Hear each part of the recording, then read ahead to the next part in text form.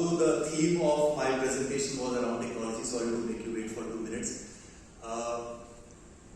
ये मेरा सौभाग्य है कि बनारस की इस पावन धरा पर आप सब लोगों के समक्ष आज मैं डिजिटल इंडिया के बारे में कुछ विचार प्रस्तुत करना चाहूँगा.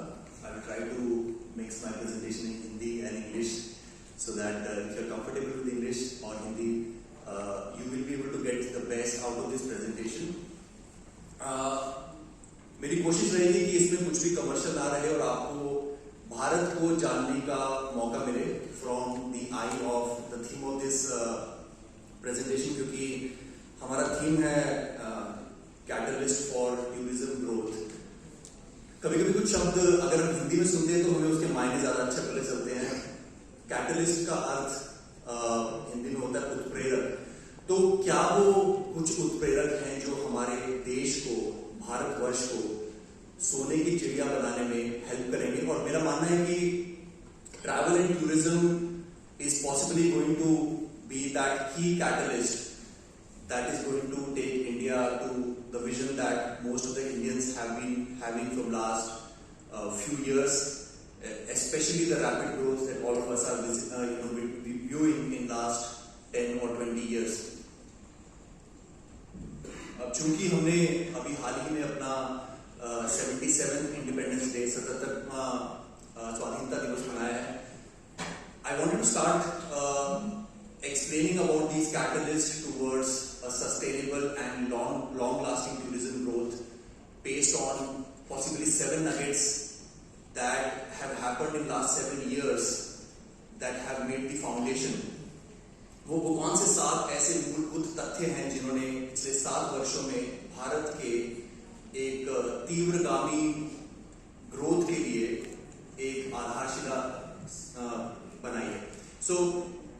जैसे मैंने आपको कहा कि मैं इसमें कुछ भी कमर्शियल या सेल्फ प्रमोशनल की चीज नहीं डालना चाहता था. I wanted all of us to be extremely proud of the nation that we have been and the nation that we are going to be. I will possibly start with those 7 nuggets that are going to take India above and beyond where we possibly see ourselves right now. So I would rather start with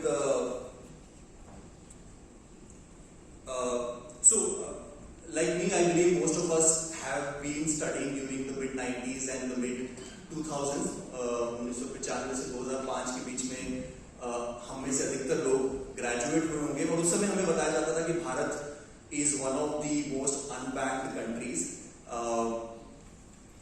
Today the fact is that we have graduated from being one of the most unbanked to the most banked countries. The statistics that you see in front of you, about 225 crore bank accounts. Even I was astonished when I saw that there's possibly an average of 2.5 to 3 bank accounts per person in India.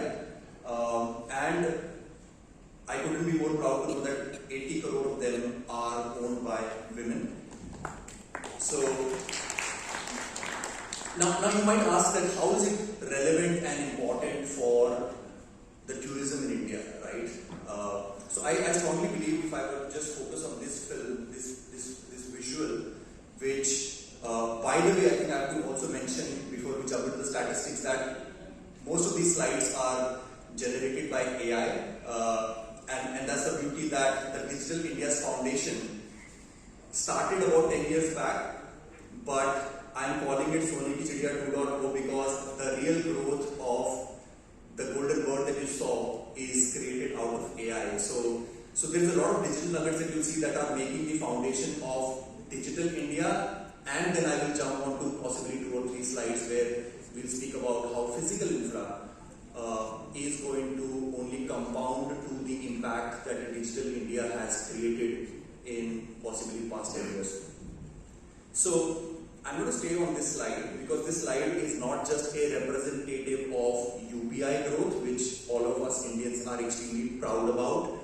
Launched in 2016, the first year we were barely having 100,000 transactions a month, and in the recent month we have clocked 10 billion transactions a month. 30 crore people in India are using UPI every single day.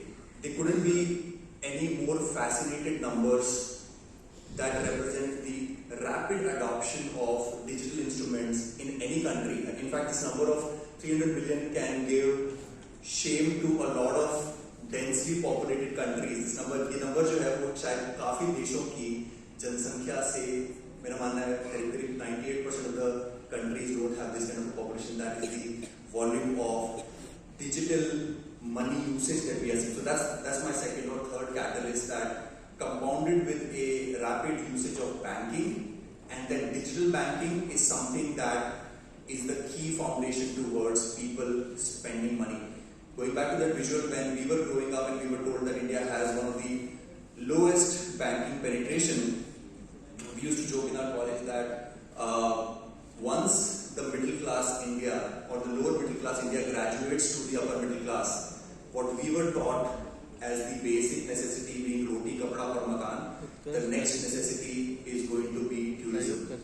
Once people have found the means, basic needs of food, shelter and clothing, they are bound to travel. So that's what we are witnessing in front of us. So I'm going to maybe quickly throw a few more nuggets showing the capabilities of India, how quickly we adopt to new trends. In the first 60 years, since a POS machine was installed in India, first 60 years we had 60 lakh POS machines being in circulation. But then